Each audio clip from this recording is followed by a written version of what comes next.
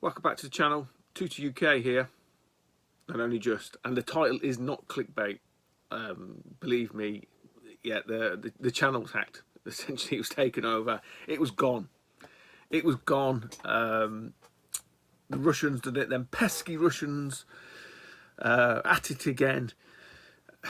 So last Tuesday, I think it was Tuesday or Wednesday, I saw sort of an email pop up saying two-factor authentication enabled, this, that, and the other, and I was like, "Is it like some of this spam email, that you get?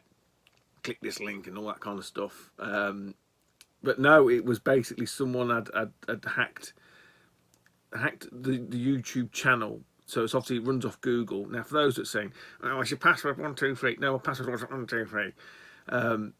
But bizarrely, if you Google Gmail hack, there's actually YouTube videos on it and how to use Python to brute force hack someone's account. So my password was a word; it wasn't just a series of random characters, which obviously does make it slightly easier. But if you're doing brute force, it doesn't really matter. But what I hadn't done, and this is my own fault, my own stupid fault. Well, it is my own fault. I wouldn't say my own stupid fault, but back when I created the channel 12 years ago, 2009, I think it was. I don't know how long ago that was. I'm not sure that actually the Google accounts had two-factor authentication. And besides which, who's going to want to hack my fucking shitty channel? It would never really occur to me. The password was half decent, etc., etc. But I never put two-factor authentication on it. So what's obviously subsequently over the years, I've just never bothered. They may have sent me reminders. I don't know. I just didn't bother. However, they've got the password probably from brute force. So gone in and reset and took ownership, for want of a better word. Now, well, I will say from a Google perspective, it's very poor. The support out there is extremely poor. If you can't get back into your account via those methods, then there's nothing they can do, and you're kind of just left. You just cut loose, essentially, and that's how I viewed it. So, how did it make me feel? To be honest, I felt a little bit. Probably, yes. I mean, God forbid it ever happens. Like when someone probably gets burgled, you feel a bit violated, I suppose. But I wasn't disappointed. I was just more pissed off that someone had done it rather than what they'd done, if that makes sense. And also, I was more annoyed by the fact that, because I just use YouTube to watch all of this manner of stuff, the retro gaming side of things now. And I'm sorry I keep banging on about this. It's terrible. It's shit. It really is bad on here, on this platform now.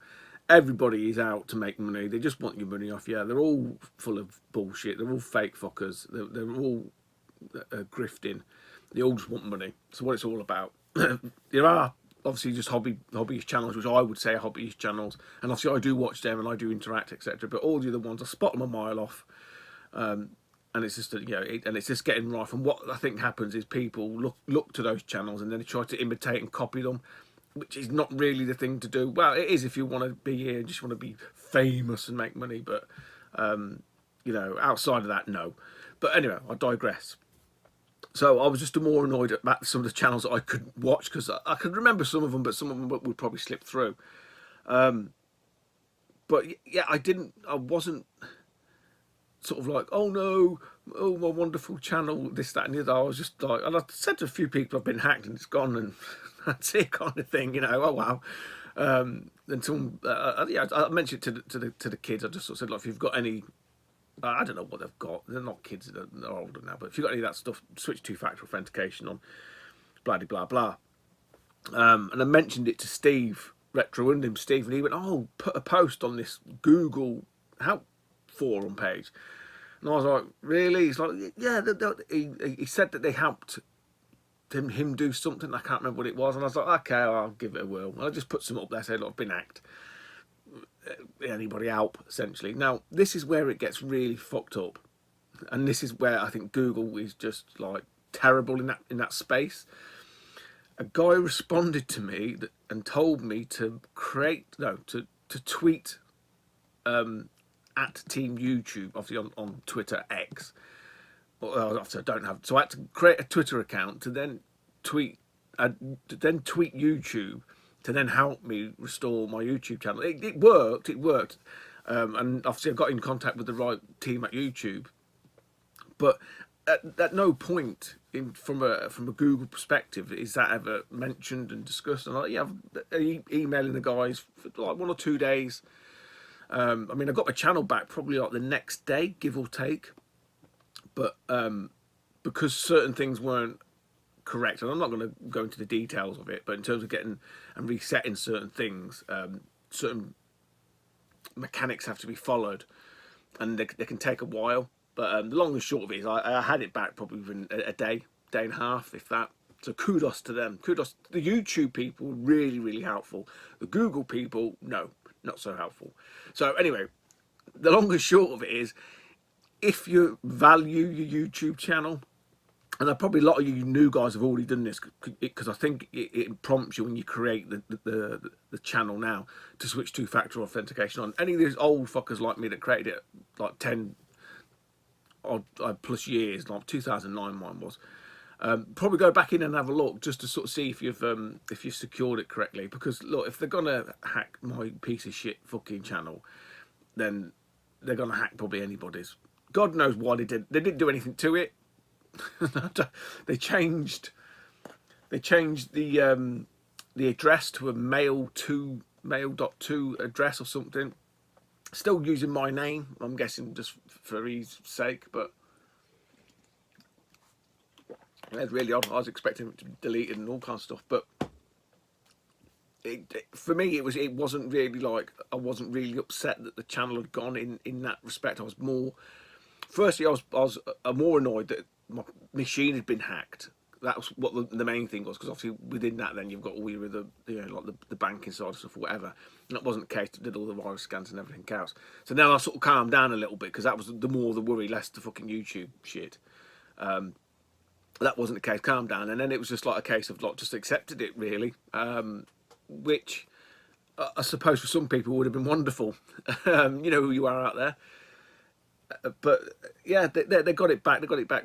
They confirmed it had been hacked into, and then when I got the account back, I could sort of see the activity, and it was in Russia. So I don't know what the Russians wanted with my fucking crap channel. I really don't. I'll put a screenshot up here in case anyone doesn't believe me. But trust me, they hacked it, and it was essentially gone. It was out of my control.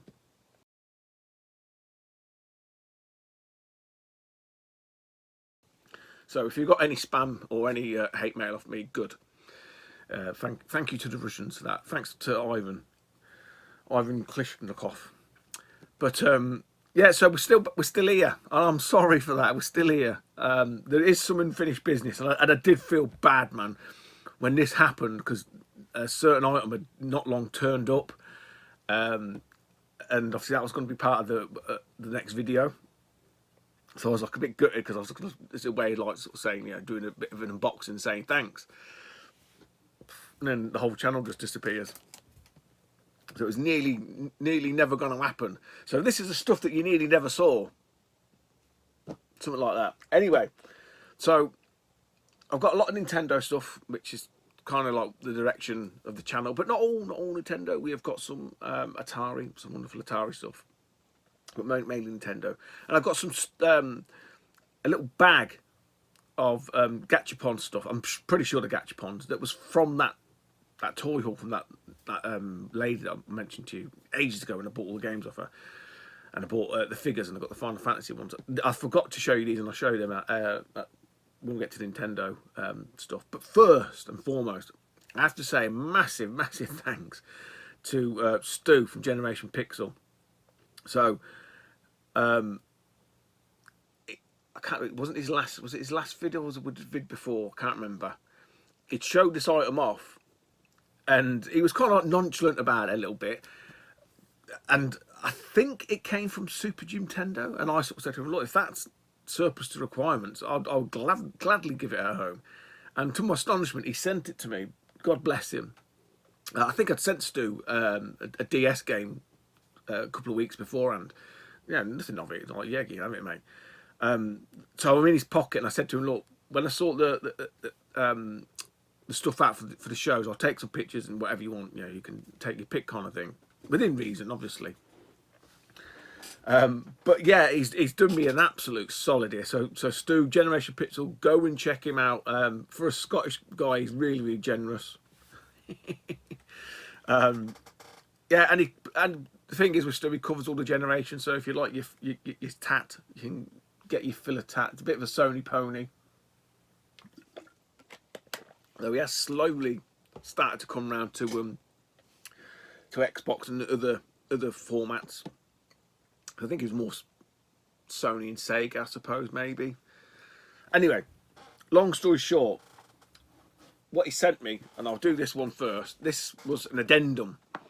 So the particular item, he was like, have you still got that? And it definitely looks very similar to a CX box. This will give it away.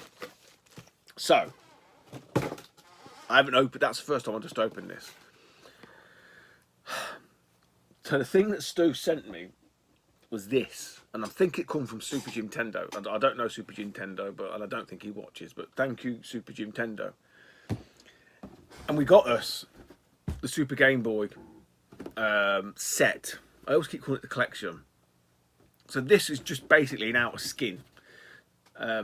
Within this, you obviously got the Super Nintendo, funnily enough, and the Super Game Boy, funnily enough, hence the Super Game Boy set.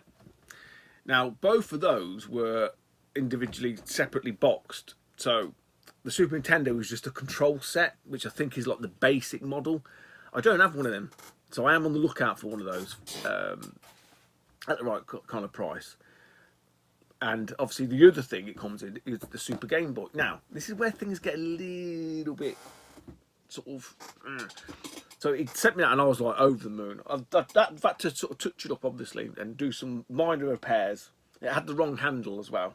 So I've managed to source a handle. Not that anybody cares, but I love shit like this. So that was the handle that was in it. It's a wrong handle. So I've managed to get... It's not the correct one for it, but it's the correct style.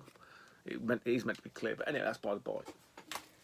This is how anal I get with this kind of stuff. Because once I said to him, you sent me down a rabbit hole now. So... within that box, there's obviously the Super Game Boy player. Now, there's two versions that seem to have shipped with that. There's one that's just in like, that seems to have just come in a very bog standard plain box. Just a white box, I think with a sticker on it. And within that is the Super Game Boy player. And as you can see, it says, includes the FIFA Soccer in the corner there. So, FIFA Soccer isn't the box FIFA Soccer, is just the cart and the manual. So in this, the plain white box, from the pictures, there's not many pictures of this about on the internet. There's a lot of the American ones, but not the UK or the PAL version. They both sit in the same box. So I was on an hour in, because obviously I've got a Super Game Boy player in quite nice condition. But I went back and rewatched Stu's video, and then I noticed the Super Game Boy, which I think is what he actually asked or got from Super Nintendo, it had this sticker on it here. So the two variants is this one with a sticker, and then obviously this plain white box one. Now I said to Stu, I said, look, obviously yours has got a sticker, but does it have inside like a place for the game, for the FIFA game? He said yes. So within this, I'm assuming there's a recess.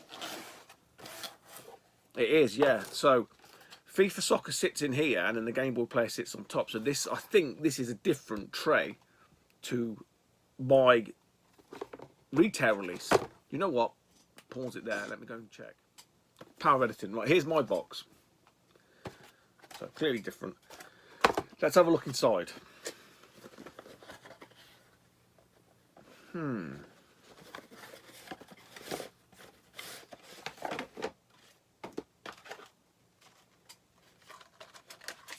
I think it's the same. I think it's the same tray. It's the same tray. They're the same. So the inners aren't actually any different. So the cartridge just sits. It just sits in that gap.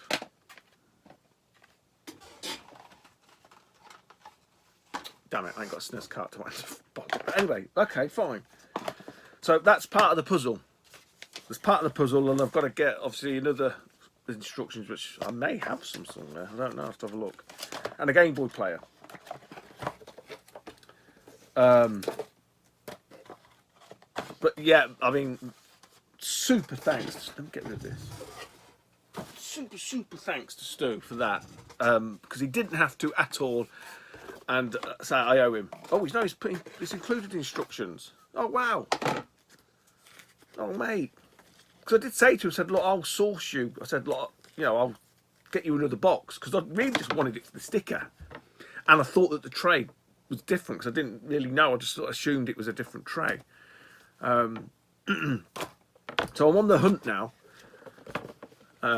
for, it's called the console set, or the control set for the SNES to put into that box. And then what I've got to do, I've got to MacGyver a piece of card, because obviously the SNES, the Super Game Boy box is considerably smaller than the SNES, so you've got to sort of get it. And I've seen a picture, because I asked the guy who's selling on eBay, has it got this internal bit, and he said yeah, and he took a picture of it thinking I wanted to buy it, but I was just really just looking to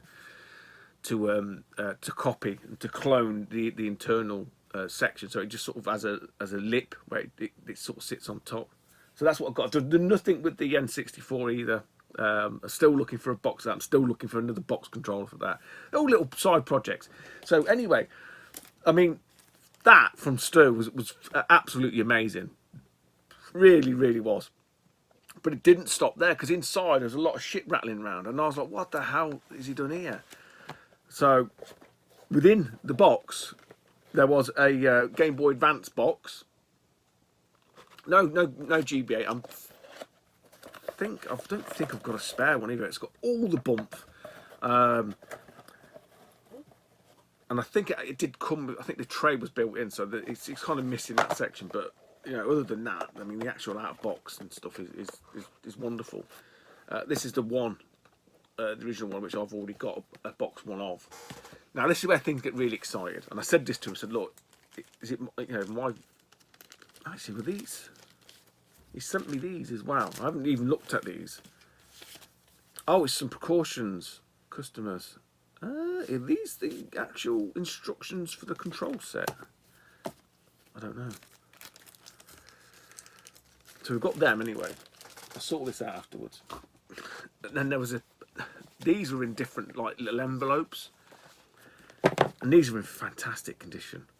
There's definitely some upgrades in here. Definitely. This one probably isn't, but we've got a Metroid Prime GameCube instructions. We've got Rainbow Six on the N64. We've got Ocarina of Time N64, Banjo Tooie N64, Turok Rage Wars N64, Donkey Kong 64, Pokey Pokey Stadium 64, Majora's Mask 64. This one I'm definitely not. I mean, a load of these are, but I know for sure this is a definite upgrade. Paper Mario 64, Vigilante 8, Perfect Dark. Not such a nice one. Probably just needs an iron, to be honest, because it looks like it's the out one. But F-Zero, otherwise in really nice condition. Killer Instinct. And then another real banger is Conker's Bad Fur Day. So all of those off Stu. Who knew he had the stash? I said to him, I said, where did you get these from? Because I'm pretty sure he works at CX. And I thought, well, if he's getting these from fucking CX, he can get me some more, boy. He said, no, he's had them for a while, and he just didn't. He seemingly thought this was the best home for all of them. But they will be upgrades, 100%, my friend. As I say, I got really excited about them, more so than the box, which is probably for some people a bit worrying. But they're in fantastic condition, really are. Cheered me up no end. And I say, then what happened, because he sent the Game Boy player box and then those manuals, and that was it done. And then it wasn't till Muggins' ear then harassed him for the Super Game Boy box. So mate, I owe you big time. I owe you big time. But what a gent, what a scholar. So yeah, once those are turned, once the Game Boy Player turned on, I think that was the Monday or it might have been the Tuesday. It might have been the Tuesday that I got hacked, and it was just like, shit, I can't fucking do the video. Even if I would have been happy if I'd been hacked, done the video and then been hacked, you know, done this video and then been hacked. But to sort of not repay him in that sense, rather than just sort of saying thanks in the message. Yeah. But anyway, Generation Pixel, go and check him out, please, please do. Genuine guy just does it because he loves making videos and sharing his hobby. You know, there's no hidden agenda there with Stu.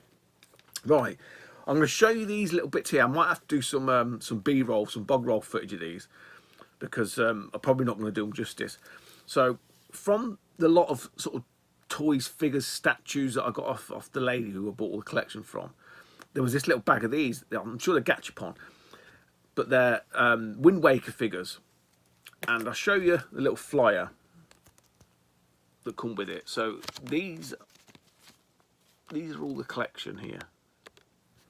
So you've got Link with Tingles, Game Boy Player, can't remember what her name is, another Link, the Princess, which is probably meant to be Zelda, and then another Link. So I've got all of these in various guises. So there's a couple that are still in the bags, which they're basically all the same version of Link in the bags. Here's one out of the bag. Now this is where these are really cool. If you turn his head, his eyes turn. Look at that. Look at that. Just the little things. And then here's the pirate princess, whatever you want to call her. And again, the eyes. And this is his sister, is it? I can't remember now. But yeah. We've got the bomb. And then within here, you've got, these are still in the baggies. So Tingle's little dooba, and then the heart, the jewels, and then there's the heart. So yeah, I just thought I'd show you, like I say, I might just do some separate little footage just showing you them with a bit more detail maybe, or just like a picture. Because I've probably not done them justice there, but I think they just look super cool, and I'm pretty sure they were Gachapon ones. So there's them. And I've shown them, and they've been in the bag for the longest time for me, thinking I'm going to show them, and I never bloody did. So we've got round to doing it now. The room is a tip because we're getting close to Dana's Black Country Gaming Fair Market thing in September. So yeah, like a couple of days, and then we'll be in September, and then it'll be full steam ahead. So there's piles of shit from the charity shop, which I don't show. And I quite like the fact that Woodland left a comment saying, I spent 15 minutes showing us PlayStation 1s in shitty, creepy bags, and then doesn't want to talk about modern games. And like 7 people thumbed it up. You two-faced fucking conniving bastards. At least have the fucking stones to leave a comment. Fair play to Woodland. He might be a fucking deluded northern twat, but at least he's fucking honest about it. He's not a twat, he's alright. I like Woodland, I like cars, he's a good lad. But yeah, it just made me giggle. So if you don't like retro, get out of it. If you want to go and see some modern shit, there's plenty of other crap to go and watch. Watch all the subs fall off now. Oh well, never mind. Because to be honest, it was never going to be a channel that's going to survive once the Russians got hold of it anyway. God knows what they were going to do with it. That's what I want to know.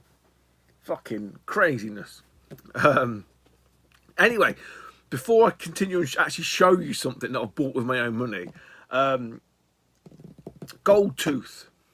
I think it's his last video. Again, I'm losing track of stuff. He was on about Japanese Mega Drive games, and I think he was buying some, or he was looking at buying some, or he's seen some, and he didn't buy them for these reasons. Now, one of the reasons was, and I've seen a few of these, I said, I've got examples of both the things that you're talking about. And I didn't say I'd show him the video, but I am going to. He was saying, why do people hack the carts? So they chopped the back end off the cartridge to make it fit into a power machine. This is what he was on about, for those that weren't too sure. Not that I don't think many of Gold Tooth's people watch my stuff anyway. But that's what he was on about, and that was quite a common thing to do, to see an absolutely mutilated cartridge just so it can fit into the slot. The other thing he was talking about is, where is it? Here. I've only got one of these as an example, but I knew as soon as you said that, I said, I've got one and I'll show you. Well, I wouldn't show you, but I will show you now. He sort of said the top of the label gets cut off. He goes, why did it do that? And basically, it's like this. So the top of the label gets chopped off. This is run arc, which is a real shame as well. This is crazier again.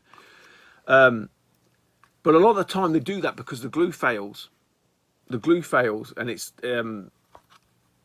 they don't stick down. I've had a few Japanese cartridges like that where I've had to re-stick it down. It just starts to peel up. You'll see a lot of them, the Japanese games, all that starts to get really frayed, and sometimes they just cut it off to make it look clean. But I do need to clean this one up, so I'm going to leave it out. But yeah, I just thought I'd show that because when he was talking about it, I thought, I've got examples of both of those things. I know exactly what you mean. I don't know what his first name is. Is it Rodney? Is it Rodney Bluetooth? I don't know. I don't know what Bluetooth's first name is. Cecil. Right, stuff that I've bought myself. So, CX. All of these are CX. We'll do some Super Nintendo. Some fucking great games in here. Actually, all four of them are bouters. Only one I've had to find a manual for. Only one. It's probably there's no real great order for these because they're all expensive-ish games.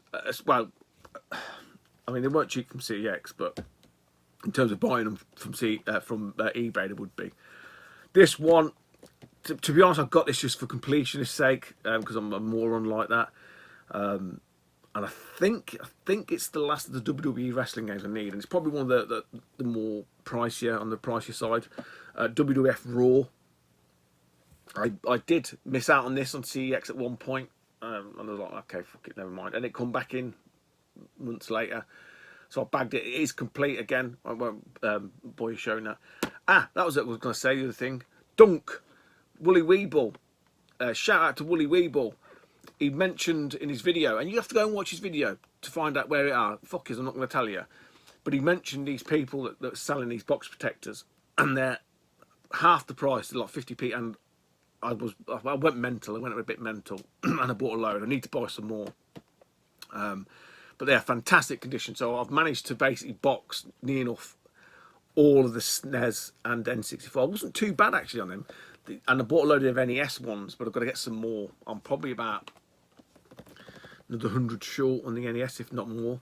But yeah, these box protectors are wonderful. But it still doesn't stop you from fucking touching up, having a bit of a feel and a fettle with your boxes to make them nice. Anyway, WF Raw. I think that is the last one that I needed. I think. That was complete from CEX. This one comes through. It was squished. It was flat as a fucking witch's tit. Flat as a pancake. One that I've been eyeing up for ages. I didn't realise that it was an actual RPG. And it is Lord of My Ring, Part 1. I don't think there's ever a Part 2. Again, complete in really nice condition. It was just a bit squashed. You can probably see the squash mark there, look. And it was squashed there as well. You can see it. So it was like... but I looked at it and I knew that the box, actually, once it had been sort of bished and bashed about, it would come out nice, and it has. That was complete. This was...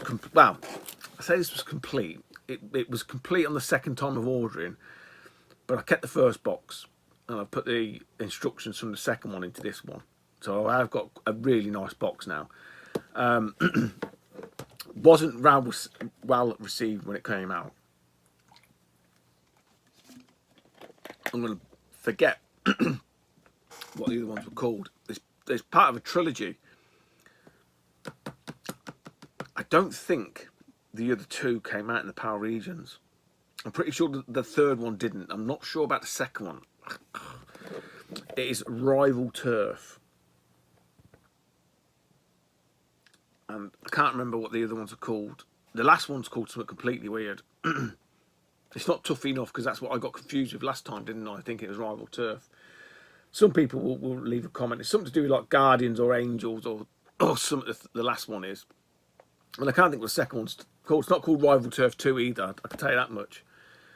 But it is. They are sequels. But this is basically Final Fight. It was, I suppose, technically a poor man's Final Fight. But they made a big point of saying it's simultaneous two-player. Quite a sort of, I wouldn't say sought after, but sort of slightly uncommonish title. Because I say everyone sort of flocked towards Final Fight. If I remember, I'll put down the bottom here what the other two games are, because everyone's going to leave in the comments like, the fucking name of it is this. So I'll beat you to it, you fuckers. Suck on them. But yeah. There we go. And anyway, this one, I had to buy the manual from France, I think. It comes from France. Probably about 10, 15 quid, which I weren't too fussed about. When I bought this, I thought, oh shit, it's a bloody one-on-one beat-em-up. It's not. It is actually a side-scroller. Because I did think that. I thought at the time, I'm sure this is a side-scrolling, like run and gun, not really beat-em-up, but like a bit like Contra, I suppose. And it's Excalibur 2097. With music by Psychosnic. Hot techno soundtrack by Psychosnic. But yeah, from what I've seen, I've watched a little bit of, because I obviously thought, oh, it's a fucking one beat 'em up, I want to keep it. Even though I've got it, like I say, from CEX for, I think, like less than 50 quid, and then the 10, 15 pound for the manual, so like 65, 70 quid all in, which in this condition, complete, is a fantastic price. But obviously before I thought, well, let me just check it, but it's not. It's actually a side-scrolling beat 'em up. Like say, it looks a bit like Contra-ish.